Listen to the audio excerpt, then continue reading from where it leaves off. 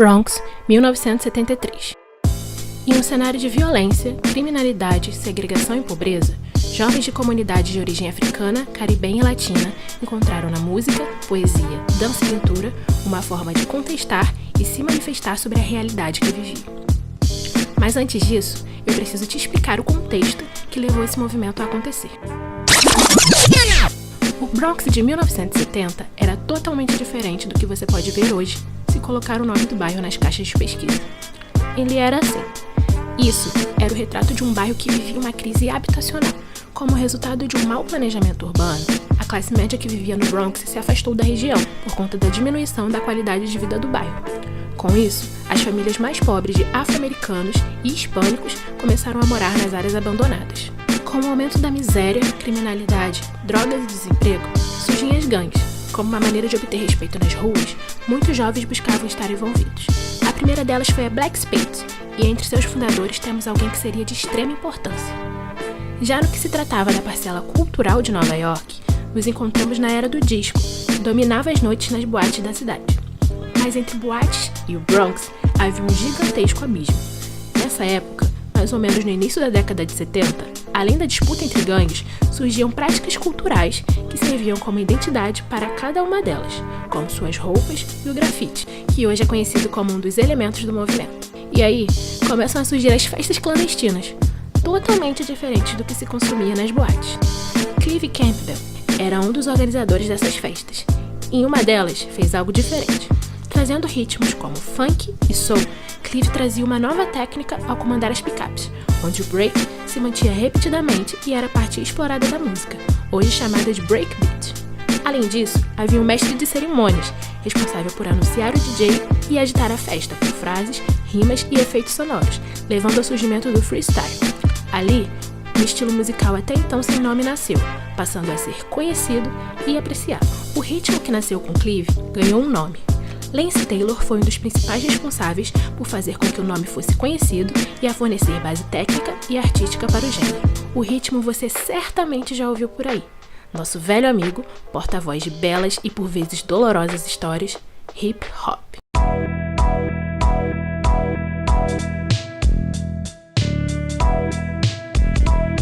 Antes de ser o que é hoje, o movimento era visto apenas como um passatempo. Lance era DJ e um dos líderes da Black Spade que citei alguns minutos atrás. Com o atrito entre gangues e policiais, a violência aumenta, e em um desses confrontos, Lance perdeu um amigo querido. Como forma de reação a esses conflitos sociais e à violência policial, em novembro de 1973, fundou a ONG Zulu Nation, que buscava promover a cultura do hip hop, com o objetivo de manter os jovens longe do mundo do crime e da violência. Foi a primeira vez que o termo hip hop foi utilizado para dar nome ao movimento. A Zulu Nation viajou o mundo levando hip hop através de shows e arrecadando fundos para campanhas anti-apartheid, reunindo até 10 mil membros espalhados pelo mundo. A ONG é tão relevante que 12 de novembro, o dia da sua fundação, é considerado o Dia Mundial do Hip Hop. Então, o papel da Zulu Nation para mim ele foi de suma importância para que eu pudesse entender qual era também o meu papel dentro desse movimento e como esse movimento, através da minha pessoa, também pudesse se inserir dentro da sociedade em que a gente vive. Você pode não reconhecer Clive e Lance pelos nomes que estão presentes em suas certidões de nascimento, mas com certeza vai saber quem são pelos seus nomes artísticos. Clive Campbell é o DJ Kool Herc, considerado como o pai do hip hop. Já Lance Taylor é o DJ Afrika Bambaataa, considerado o padrinho do hip hop. Além de Herc e Bambaataa, outro nome foi de grande importância para o nascimento do hip hop, o DJ Grandmaster Flash. Nas palavras do rapper Shad, no documentário Hip Hop Evolution, Herc construiu as fundações do hip hop e Bambaataa construiu a comunidade. Mas ele como arte ainda era pouco explorado, e isso coube ao DJ Grandmaster Flash. Com muita curiosidade desde criança, Flash pesquisou e aprimorou sua técnica, até desenvolver algo que hoje é muito utilizado pelos DJs, o scratching. Além disso, Flash é responsável por um grande marco do hip hop. Se você nunca ouviu nada sobre Grandmaster Flash e The Furious Five, deveria conferir. Podemos dizer então que Flash aperfeiçoou o gênero, e assim, ele, Herc e Bambaataa são considerados como a santíssima trindade do hip hop. eu acho melhor a gente voltar um pouquinho mais atrás para explicar a importância do que é a Universal Zulu Nation enquanto organização para o próprio movimento cultural hip hop. Ela nasce oficialmente em 12 de novembro de 1973, no sul do Bronx, dentro da escola em que o Afrika Bambaataa, que é um dos idealizadores do hip hop e foi o idealizador da Universal Zulu Nation também, né, introduziu dentro da escola onde ele estudava. No contexto geral, para se entender hip hop, primeiro nasce a Universal Zulu Nation, um ano antes de Bambaataa, Kool Herc e Grandmaster Flash entenderem que precisavam construir também um movimento chamado hip hop. Foi tudo feito por muita osmose, né? Mas qual foi a importância dentro desse contexto? A Universal Zulu, The Universal Zulu Nation, né? Ela é acreditada como a escola berço do movimento cultural hip hop. Foi aonde tudo aconteceu, foi onde tudo nasceu. Foi onde se pensou elementos do movimento, né? DJ, MC, B-boy, B-girl, grafiteiro, e o quinto principal elemento, que é o conhecimento, né? Foi onde se pensou esse laboratório foi feito dentro da Universal Zulu Nation. Então, isso foi muito importante para o Bronx e para além do Bronx, porque a Zulu Nation ela ganhou o mundo, chegou ao Brasil. Hoje o TR é um king da Universal Zulu Nation. Mas você se engana ao achar que o movimento explodiu de forma repentina.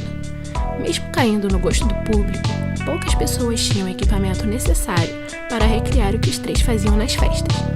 No verão de 1977, houve um apagão de 24 horas em toda Nova York, e naquela noite aconteceram diversos saques às lojas, devido à pobreza e ao extremo calor. Dentre os saques estavam diversos itens eletrônicos e musicais. No dia seguinte, diversas festas se encontravam pela cidade, causando o surgimento de novos grupos e rixas que levaram o hip hop para além da fronteira do Bronx. Em 1979, surge o primeiro hit gravado por um grupo de hip hop, mas com certeza muitos de vocês conhecem através do grupo pop brasileiro que dominava as paradas nos anos 2000, Ruge.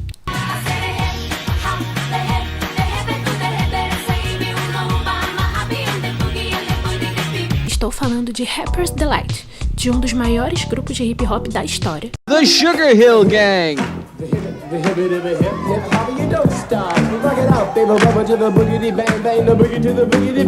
Sendo potencializado ao redor do mundo, nos anos 80, o hip hop também chegou aqui no Brasil. O movimento Black Rio, ele se tornou norte para todos os movimentos blacks do país. E o que acontece nesse contexto geral? O movimento Black Rio, ele vai sofrendo a sua extinção, ao mesmo tempo em que os Estados Unidos também sofrem essa finalização de movimento, né? Quase que uma extinção, e essa quase extinção, ela dá voz a um novo ciclo que se abre a partir de 1979, com a primeira prensagem de Rapper's Delight, que começa a se falar mais, fazer o canto mais falado nas instrumentais de funk e soul, porque até então não existia uma base instrumental para o rap. E aí isso chega para a gente com um nome, um apelido de tagarela. A gente nem sabia exatamente que era rap. E aí é o primeiro contato que se tem com um movimento que está florescendo nos Estados Unidos, que nasceu em 1974, percorreu os anos até chegar a 1979. E aí ele se introduz no Brasil, no Rio de Janeiro. Por que no Rio de Janeiro? Porque desde a época do movimento soul, desde a época da Black Rio, existiam os famosos malódromos. O que é malódromo? O que é isso? Malódromo eram os pontos de venda e de troca de vinis que existiam em alguns pontos da cidade do Rio de Janeiro. Da mesma forma que o soul foi acabando, que o funk foi acabando, entrou essa nova sonoridade que era o rap, que era o electro. Na verdade, o rap através do electrofunk, era um rap mais eletrônico, que foi criado por Afrika Bambaataa a partir da matriz chamada Planet Rock. E aí, um DJ aqui do Rio de Janeiro, o Marcão, falecido Marcão da Cashbox, lança naquele mesmo ano, em 1982, na Rádio Tropical, num programa que ele tinha na Rádio Tropical, Planet Rock, primeira mão. Aquilo pra gente foi uma coisa de outro mundo. E a gente começa a entender que alguma coisa estava acontecendo nessa atmosfera. E aí, falecido MC Paulão, ele começou a abrir as rodas de breakdance no Largo da Carioca e começou a abrir também na Sans Pena. Mas uma das mais frequentadas foi a do Largo da Carioca. Esse foi onde o Malboro começou a ter contato com a galera, o DJ Malboro, que já trabalhava na Tropical. E aí ele já tinha ouvido Planet Rock, ficou contagiado, viu a galera dançando, e alguns anos mais à frente, já de meados dos anos 80 para frente, ele começa a trabalhar uma fórmula chamada funk carioca. Aí a gente, no Rio de Janeiro, acabou, naquele período ainda dos anos 80, sendo mais influenciado pela criação do funk, né, na sua maioria, estou falando isso de quantidade de pessoas, do que propriamente pelo hip hop, que naquele momento virou uma moda passageira, que acabou migrando muita gente que dançava break e que fazia algumas rimas e tal. Essa galera acabou migrando pro movimento funk carioca. Aí São Paulo agarra isso com muito mais força. Aí eles criaram uma história também que favoreceu muito o movimento no Brasil, que foi essa entrada do Funkcia, que era um grupo de soulmans que migraram para o hip hop através do breakdance, e eles fizeram os acontecimentos marcantes ali entre as esquinas da Dom José de Barros com a 24 de Maio no centro de São Paulo. Hoje tem ali uma placa que é o marco zero do hip hop do Brasil, que tem colocado ali, está ali, cunhada ali naquele lugar, juntamente com os nomes, né, contendo ali os nomes de todos os seus fazedores, de todos os seus pioneiros. Então São Paulo elevou isso para um nível maior. No que se trata de hip hop, alguns itens foram adotados como um uniforme. O estilo que vinha das ruas era facilmente encontrado nos grupos de rap. Exemplo disso foi a febre do tênis Adidas Superstar. Já conhecido entre os jogadores e amantes do basquete, o tênis ganhou uma evidência ainda maior quando o grupo Run DMC trouxe o que era das ruas para o palco. O Adidas Superstar ele sai das quadras de basquete, ele ganha as ruas. E nesse ganhar as ruas, o principal fenômeno que ajuda ele a se consolidar como um ícone de moda é o hip hop. Ele passa a fazer parte do movimento, e quando a gente fala em movimento hip hop aqui, não é só do rap. Ele também está nos pés dos b-boys, ele também está nos pés dos grafiteiros. E ele passa a fazer parte da indumentária, né? Ele passa a fazer parte do código de vestimenta dos membros dessa cultura. E também não dá pra gente falar em Adidas Superstar dentro do hip hop sem mencionar o Run DMC. O grupo tinha o Adidas Superstar como parte do seu uniforme.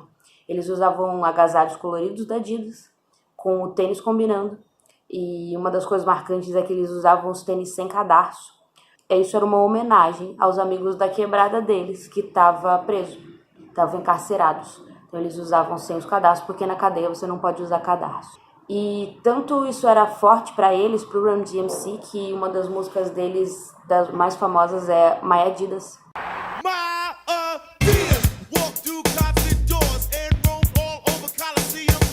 Após um grupo de executivos da marca assistirem a 20 mil pessoas no Madison Square Garden, levantando seus pares de tênis enquanto a música tocava, um contrato de $1 milhão foi firmado entre Adidas e Run DMC, o que os tornou o primeiro grupo de rap a fechar contrato com uma grande marca. Isso consagrou o tênis como um dos mais vendidos da história da Adidas, que com certeza é um dos modelos que você pensa ao ouvir o nome da marca.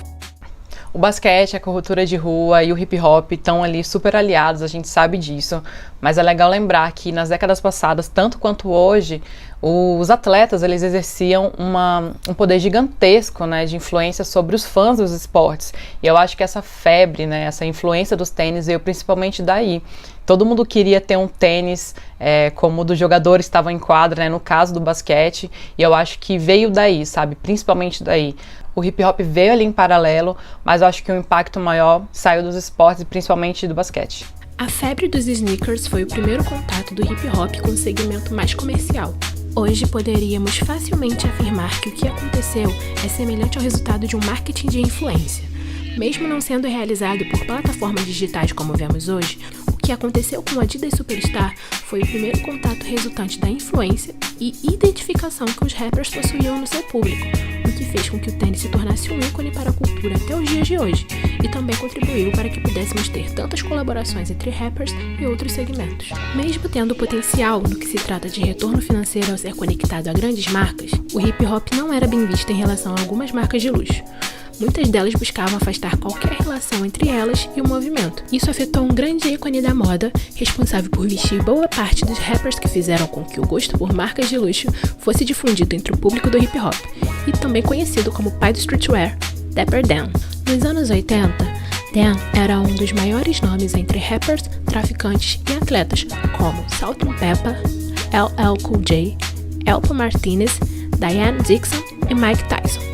Suas peças misturavam a estética vinda das ruas com elementos vindos de marcas de luxo, e em 1992 foi processado por marcas como Gucci e Louis Vuitton, justamente por utilizar elementos famosos dessas marcas. Isso levou a fechar a sua loja, mas em 2017 o jogo acabou virando depois que uma das suas criações mais famosas foram copiadas pela própria Gucci, causando uma polêmica no mundo da moda. Como resultado disso, Dapper Dan foi contratado pela marca e em 2018 assinou uma coleção em que as peças variavam entre $100 em um par de meias até $7.980 em uma jaqueta.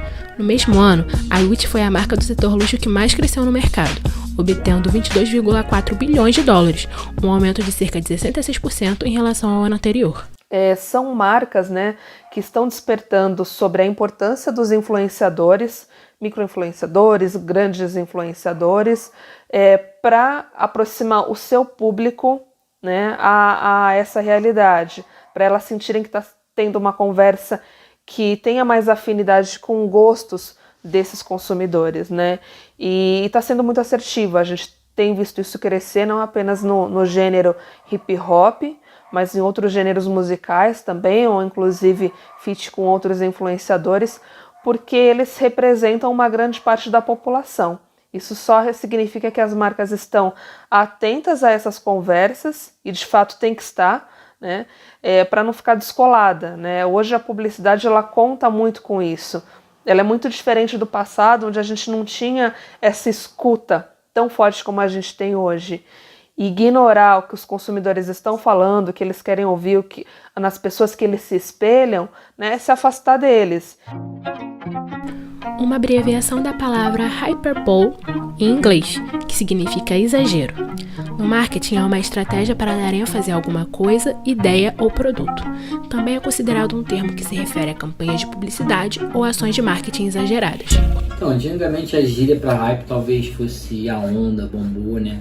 Não acho que o hype ele seja essa novidade em si, mas esse momento que essa novidade, que esse assunto tá acontecendo, né? Tá no auge, tá no hype. E é um termo que talvez tenha sido impulsionado por pessoas com uma mentalidade de mercado e com essa estratégia de despertar o furor, né, no público, porque quanto mais desejado, mais escasso, mais raro, e quanto mais raro, mais caro.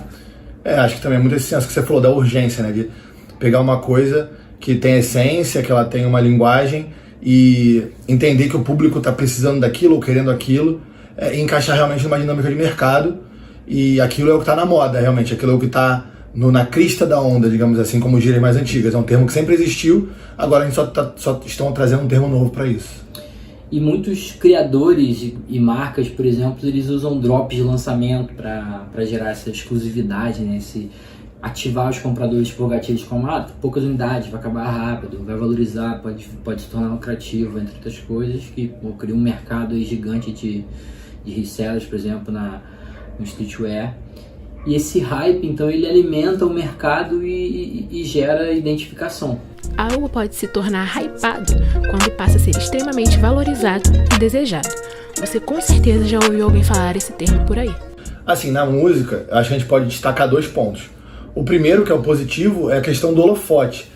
Dentre outros gêneros musicais, o hip hop estar no hype traz luz para o hip hop, e muitos artistas e criativos e criadores de conteúdo de hip hop que não teriam espaço na mídia, agora vão ter espaço por conta desse hype. Negativamente, também tem o lance da pasteurização. Por ser comercial, acaba sendo um caminho comercial de marketing mais fácil. Então muitos artistas, muitas empresas, muitas gravadoras forçam esse caminho mais seguro, que é um caminho que está dando retorno, está dando resultado. Então, consequentemente, come um pouco do espaço do novo, do inusitado, da experimentação. Então tem esses 2 pontos. Tem um lado positivo, do aspecto geral, macro, e tem um aspecto negativo do lance de você realmente perder um pouco a essência da criação e tentar reproduzir uma fórmula de mercado que vai estar gerando resultado ali, que é o lance de estar transformando o hip hop mais em produto, né, como a gente sempre conversa. E esse sentimento ambíguo eu também acho que ele também se manifesta no público, né? Que, por exemplo, pode ficar completamente descontrolado, consumista e fazer loucuras, ao mesmo tempo que também ele, com aquele objeto, com aquela música, se sente pertencente, participando daquela cultura, ele se sente apoiando aquele artista, ele sente satisfação por estar vestindo, ouvindo, ou tendo aquela presença daquela coisa na vida dele, né? Porque a gente vive em tribos, e através desses códigos que a gente se associa, que a gente mostra para as outras pessoas o interesse, né? E os grupos que a gente faz parte. Então, o hype talvez esteja envolvido nesse processo de criar uma onda grande o bastante para que muitos queiram surfar. Tendo um crescimento notável e alcançando áreas que nos anos 80 ninguém poderia imaginar, o hip hop segue crescendo. Hoje, o gênero conta com subgêneros e os temas das músicas podem ir da clássica manifestação de protesto a músicas de ostentação e até canções de amor das mais diferentes formas. A gente está testemunhando uma geração onde o hip hop só tem crescido. Ele teve essa virada por causa de cada pessoa que participa ativamente do movimento. A cada rima, a cada roda, a cada batalha, a cada grafite, a cada evento, até outros elementos que estão mais soltos, como até a própria pichação, a cada elemento que faz parte dessa cultura como pilar, pelo menos aqui no Brasil pra gente, eles são representações que abordam questões latentes do desenvolvimento social urbano. É o jovem falando, é o jovem se expressando, falando do problema dele para alguém que nem ele, que entende também aquele problema. Exatamente, são tantas pessoas que se identificam e curtem que acho que se tornou uma coisa que é intangível para uma marca construir uma história de cultura como essa. E talvez isso por muito tempo, se não para sempre, seja maior do que qualquer marca, a história do hip hop, né? Então, depois da internet, o hip hop talvez seja o ritmo mais ouvido do planeta. E por tudo isso eu pergunto, quem que não gostaria de fazer parte disso, né? Que marca que não gostaria de se inserir nesse cenário, fazer parte dessa história? É uma coisa muito valiosa, né? Uma identificação que as pessoas têm por esse movimento que é muito valiosa. Mas que é um erro também, de certa forma, porque o hip hop não é um produto. Ele é mercantilizado, como tudo, num sistema capitalista, num sistema vigente hoje em dia, mas a essência dele não é essa. A essência é a expressão. Então, essa expressão, essa essência é o que as marcas querem comprar.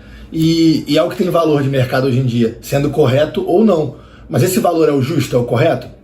Não acredito que o tempo todo seja. Mas ao mesmo tempo, o jovem que está produzindo seu conteúdo, ele precisa de apoio, ele precisa de dinheiro, ele precisa de desenvolvimento. Então é uma questão muito complexa de o quanto que o criador de conteúdo pode ceder e o quanto que ele não pode ceder para continuar tendo a essência do seu produto, do seu conteúdo, a essência da sua forma de expressão.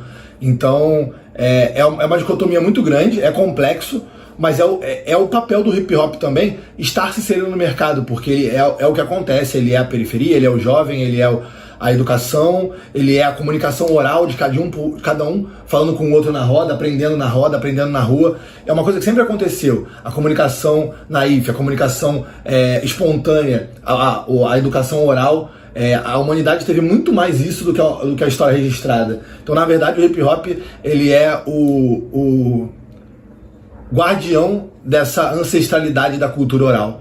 E as marcas, né, do outro lado, elas têm uma dificuldade de ser desejadas porque sempre foi difícil para elas, né? Tipo, falar, você faz isso para quê? Faz isso para vender, atingir o lucro. Então é uma produção que as pessoas muitas vezes não gostam desse processo. Então elas acabam tendo que se identificar com as marcas através desses atitudes e posicionamentos verdadeiros que as pessoas têm, né? E é aí que o hip hop e os artistas desse cenário se destacam, que eles emprestam código, causa, pertencimento e o poder de influência que eles têm na audiência que as marcas querem atingir.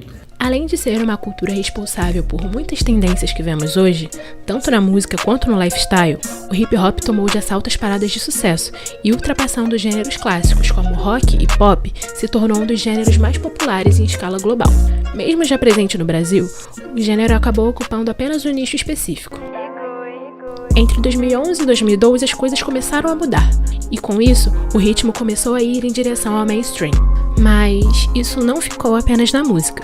Os meshes foram uma grande febre, com camisetas e bonés vendidos nos shows, muitas vezes produzidos para manter os artistas e a sua equipe. Muitos jovens passaram a andar por aí com as peças. Na minha visão, a merch nada mais é do que uma extensão da arte daquele artista e mais uma forma, mais um canal dele alcançar e se relacionar com o público. A gente já vê rolar muito lá na gringa, né? Os artistas lá fora em turnês, em lançamento de disco, enfim, realizar e criar produtos que tenham a identidade visual daquele trampo. E aqui no Brasil tá vindo também forte isso, a gente tá vendo a galera fazendo bastante. Eu acredito que também por esse fato de poder se comunicar ser mais um ponto de contato, uma extensão da arte, porque o público ele anseia por isso, né? Ele já escuta, ele já vê clipe, então por que não usar também o que o artista produz? E além disso, eu acho que os artistas têm entendido que também é mais uma forma de monetizar e rentabilizar o trabalho, tá ligado? A presença de marca desses artistas foi gigante, e arrisco dizer que assim como os sneakers que citei lá atrás foram impactantes na época e serviam como identificação, aqui no Brasil não foi diferente no que se trata desses itens. O match realizado entre a marca de streetwear Pormenor e o rapper carioca Ramonzinho é um exemplo. Então quando o Ramonzinho tava para lançar, né, o disco Arteiro, a gente já conversava sobre uma possível collab com ele. Ele é já um parceiro de longa data da Pormenor. E aí quando ele veio com essa capa, com a identidade visual criada pelo Mulambo, que é um artista incrível também, que a gente é muito fã, e aí pra gente foi natural, a gente já estava super antenado e ligado nessas paradas que rolam muito lá fora. A gente estava vendo rolar aqui dentro, né, artistas tipo o Matuê, assim, lançando merch e dando muito certo. A gente falou, cara, vamos fazer, mano, vamos pegar a identidade do disco, que já é linda, né, a identidade do disco dele é muito bonita, e vamos estampar isso numa camiseta que vai funcionar. E de fato funcionou, assim, a gente lançou uma primeira leva, esgotou muito rápido, a galera pediu, a gente lançou outra leva, a gente lançou 3 levas, resumindo. E tem gente até hoje que pergunta da camisa, então ficou muito alinhado com o trabalho artístico dele, e também ficou bem alinhado porque o Ramonzinho na sua arte, ele comunica com um público muito parecido com o que a gente comunica na Pormenor. Não só de público, mas de posicionamento, de postura, discurso, enfim. Então fez total sentido e para a marca foi bom sim, teve retorno, tanto financeiro, mas o principal retorno que a gente acredita é desse poder de associação entre marcas, tá ligado? De você ter um artista que você acredita, com um discurso coerente ligado junto com o seu como marca, e chega no público de uma forma muito verdadeira. Com a chegada de uma nova leva de produtores, rappers, coletivos, clipes em formato acústico e cyphers, o rap nacional cresceu mais uma vez. Todo esse boom também aconteceu através da acessibilidade midiática por meio das redes sociais e plataformas de streaming, que por fornecerem um contato fácil e ter possibilidades rápidas de compartilhamento, fizeram com que esse crescimento se tornasse tão grande e que houvesse um grande número de novos produtores e artistas no mercado. Eu falo que o acústico deu uma inofensividade para o hip hop, mas ao mesmo tempo ele conectou esse hip hop à classe média brasileira, ao jovem brasileiro que queria entender essa cultura de uma outra forma, sacou? Eu acho que se mantém a estética, se mantém o posicionamento, se mantém um pouco da agressividade, mas ao mesmo tempo você tem uma vertente que fala sobre outros assuntos além dessa agressividade, que também se conecta muito com o jovem, porque o jovem, além de estar muito revoltado, ele também quer amar, quer falar sobre amor, quer falar sobre relacionamento, quer falar sobre coisas leves, e eu acredito que o acústico veio para isso. As cyphers para mim foram revolucionárias porque foi um grande ato coletivo. Eu acho que o hip hop tem que ser e tem que continuar sendo coletivo. Quando você coloca 5, 6 MCs para rimar em um beat pesado e dando a liberdade para esses MCs falarem sobre o que eles querem falar, isso traz uma verdade muito grande para a cultura e traz uma narrativa atual que vai se tornar atemporal. Então eu acho que o hip hop vive um ótimo momento, sacou? Se tornou muito mais comercial. Isso já era previsto há uns 4, 5 anos atrás, que o hip hop ia crescer, ia tomar uma fatia de mercado muito grande. E isso está se concretizando e muito provavelmente isso vai ser uma realidade cada vez maior no nosso país. O hip hop se tornou muito próximo dos meios de comunicação, das marcas e da publicidade.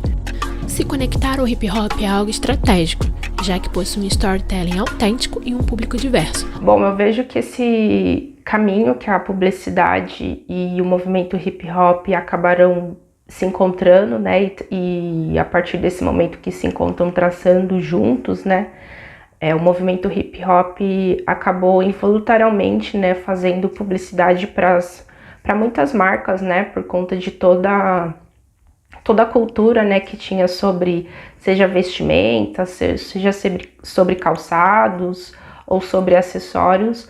O movimento hip hop ele sempre foi pautado por a questão da moda, né. Então isso acaba se ligando totalmente à questão da publicidade, porque de alguma forma quando você da comunicação traz uma mensagem, né, sobre o movimento hip hop e não traz pessoas que são desse movimento para falar sobre, você não traz uma autenticidade na sua comunicação.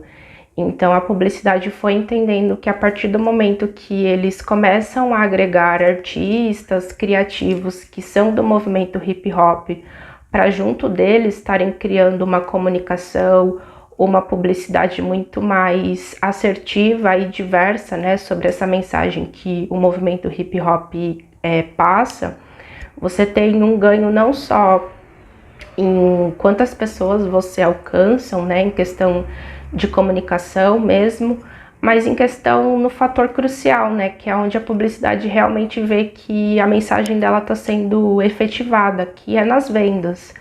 Então, a publicidade e o meio da comunicação, a partir desses números crescentes, né, em questão de vendas, a partir do momento que a comunicação delas é feita de uma forma muito mais diversa e muito mais autêntica, elas só tendem a ganhar, e o movimento hip hop de alguma forma também, porque eles conseguem, através dessas marcas, com que a sua mensagem seja dissipada, né, e levada a muitos outros lugares e terem um alcance muito maior, e de alguma forma também servem como referencial para que outras pessoas que acabam não sabendo sobre como fazer em questão de colocar a sua arte no mundo, elas conseguem de alguma forma serem um referencial, né, para essas pessoas e mostrar que tudo que elas de alguma forma querem desenvolver enquanto arte é muito válida, e a comunicação só tende a ser muito mais benéfica e positiva quando a gente tem esse modelo de junção, né, entre uma comunicação mais autêntica e uma liberdade onde o movimento hip hop consegue ter para ter uma criação muito mais ampla. O crescimento do movimento permitiu que rappers pudessem se aventurar em adquirir ou criar suas próprias empresas. Também temos muitos cases de sucesso envolvendo o hip hop por aí. Além de possuir sua própria gravadora e estar desenvolvendo sua marca de bebidas, vale destacar as parcerias do rapper com o McDonald's e a companhia de jogos Epic, desenvolvedora do jogo Fortnite. A parceria entre Travis e o McDonald's se tratava de um combo promocional de lanche e uma linha de roupas e acessórios temática, em que as peças esgotaram rapidamente. E não foram só as peças de roupa que esgotaram. Disponível por tempo limitado, a collab fez tanto sucesso que a oferta promocional chamada de Travis Scott Meal foi tão procurada que acabou deixando a linha de restaurantes sem carne em algumas franquias nos Estados Unidos. Realizando seu show de forma virtual no game Fortnite, a apresentação de Travis no jogo contou com a participação de 27,7 milhões de jogadores, com um pico de 12 milhões de usuários simultâneos. Com um set de 4 músicas, o avatar de Travis aparece no jogo 1000 vezes maior que o avatar dos jogadores comuns. Ressaltando o enorme envolvimento do público, a parceria mostra a força financeira e popular que o game possui, além de impressionar até quem não fazia ideia do que se tratava o evento. Essas e outras colaborações com grandes marcas como Nike, Sony e PlayStation fizeram com que o nome de Travis fosse muito bem visto no mercado publicitário. Um nome presente em campanhas de marcas como Intel, Natura, Ambev e Nike, Emicida é um grande case de sucesso, principalmente ao falarmos da Lab. A Laboratório Fantasma foi fundada em 2009 como selo e gravadora que tinha como objetivo popularizar o trabalho de artistas do hip hop nacional. A Lab se tornou uma empresa de entretenimento com segmentos como gravadora, editora, marca de roupas e produtora de eventos. Em 2016, a Lab deu um passo crucial para a consolidação da marca e tomando de assalto a maior passarela da América Latina ao lado de seu irmão e sócio, Fiote, o São Paulo Fashion Week 42 viu o nascimento de Yazuki, com a direção de João Pimenta, um dos maiores estilistas do país. A Lab causou impacto ao colocar na passarela pessoas que fogem ao padrão que costumamos ver e muitos artistas do meio, trazendo muita representatividade. A estreia fez sucesso e com isso a marca esteve presente em outras edições de São Paulo Fashion Week, com as coleções Herança e Avoar. Além disso, houveram colaborações da Lab com outras marcas como as coleções A Rua é Nós, junto com a C&A, e a coleção Cápsula para Imaginário, 1000 coisas. Emicida nos presenteou com músicas para cada coleção de São Paulo Fashion Week. Com Yazuki, nos impactou com um trecho. Fiz com a passarela o que eles fez com a cadeia e com a favela. Enchi de preto, fiz com a passarela o que eles fez com a cadeia e com a favela. Com a força que o movimento hip hop tem e a publicidade continuando a ter esse pensamento mais inclusivo, né, e mais aberto, esse mercado só tende a ser muito mais inclusivo ainda, porque a gente sabe que de alguma forma ele não é totalmente inclusivo, né?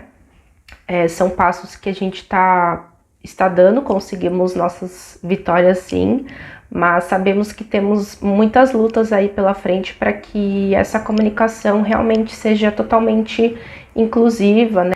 E com que a publicidade não se mantenham tão fechadas a ouvir sobre o novo, a conhecer novas formas de se comunicar também, porque hoje em dia, com tudo sendo disseminado tão rápido, as formas de comunicação também tendem a se mudar tão rápido também. E isso só tende a ter uma comunicação muito mais inclusiva para o nosso movimento hip hop. Influenciando na forma de se identificar, vestir e falar. Esse é o hip hop.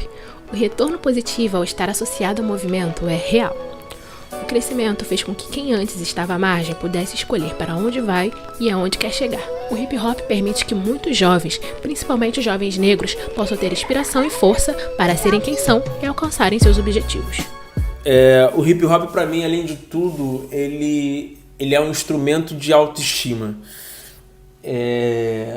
E pela nossa sociedade totalmente quebrada, totalmente mal formada para justamente não inspirar jovens e pessoas pretas como nós a querer ser alguém, o hip hop ele chega em um momento, ele chega no lugar de criação de autoestima e de principalmente falar que é possível.